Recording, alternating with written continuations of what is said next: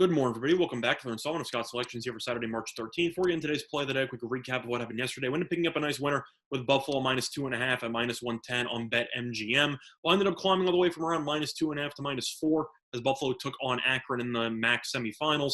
Game ended up going to overtime, but Buffalo took care of business. Whether he ended up getting 2.5, 3.5, or even 4, you ended up picking up a nice win. So hopefully we'll pick up another winner here in college basketball on Saturday. And for the play of the day, we're going to be looking at a matchup in one of the bigger conferences in the middle of the afternoon. It's going to be in the Big Ten between Iowa and Illinois. And for the play of the day, we're going to be taking the Fighting Illini -3 at -115 on BetOnline. The time recording of 1:10 a.m. Eastern Time. A couple reasons why I like Illinois in this spot. First of all, this line has already started to climb a decent amount. Line opened up at -2. Now it's up to mostly -3.5 market wide, but BetOnline still has -3, and I will take that half point of that's the half point deal for 5 cents. I think it's a pretty solid value. So I do think this line will probably climb to 3.5 or even 4 by opening tip. So for that reason, I do think there is some value on it right now. Now looking at Illinois, this team has been absolutely clicking on all cylinders. It has won each of its last 5 games, including some impressive wins at Ohio State and at Michigan. This team also smacked Rutgers in the first game of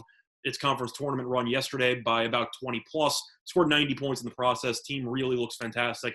And DeSunu, ever since he came back from the injury, has looked completely dialed in. And simply put, Iowa has also been playing pretty well, but I do think its schedule has been pretty easy over the last couple of games. Iowa has won each of its last 4 games. But if you look at who Iowa has played, this team really has had a pretty easy schedule over the last couple of weeks. Ended up winning on the road against Ohio State, which is an impressive win. That I will give him credit for. But after that, played Nebraska at home, played Wisconsin at home, and played Wisconsin again in the conference tournament yesterday. And those 2 games against Wisconsin, who has completely fallen apart, Wisconsin has lost 6 of its last 8 games. Iowa barely won those games, ended up winning by 4 and 5, even trailed in the second half.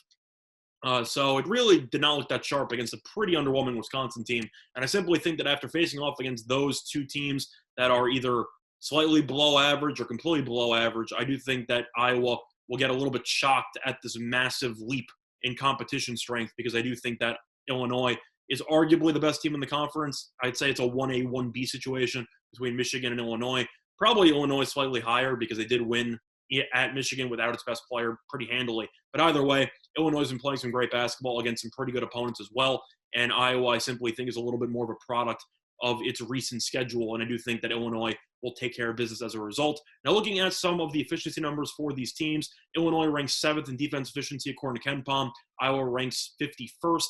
Now, I know Iowa still is a top 3 offense in the entire country, but Illinois is one of the only teams that has a top 10 defense and a top 10 offense. So simply put, Illinois is just an elite team all around, and I think that Iowa will struggle as a result. Plus, Illinois is much better at rebounding. Illinois ranks 3rd in rebounding rate, or if you look at Iowa, Iowa ends up ranking 72nd. So Illinois really has just been dominant on the boards, and I do think that will be the story once again. I know that Garza is a very solid rebounder, but Coburn has the strength and the size on the inside to really do a good job at limiting Garza's rebounds. And I simply just think that Iowa, without Garza generating double-digit rebounds, really doesn't have many other options. So I do think Illinois will generate enough rebounds to generate enough second chance points and to create more possessions. I do think Illinois should be able to get the job done. Now, Illinois did win the regular season meeting by 5 points. It was at Illinois earlier in the season, but these teams are definitely different. I'm not going to put much stock in it, but it is worth mentioning that Illinois did get the job done when they did face off earlier this year. Now, looking at some trends for both teams, Illinois is 5-0 ATS in its last 5 games overall, and the favorite is 4-1 ATS in the last 5 meetings. So simply put, Illinois has been playing its best basketball of the season over the last couple of weeks. Iowa's had a very easy schedule, and it has struggled a little bit against Wisconsin, who was a pretty underwhelming basketball team that's going to make the tournament and probably go one and done. But Illinois is better at defense, better at rebounding, and has already taken care of business against Iowa once this season. So I do think this number is too low. And for that reason, the play of the day once again here for Saturday, March 13th is going to be on Illinois -3 at -115 on BetOnline. That's been Installment Scott Selections. Go to all of you and respect the best today. Bye, everyone.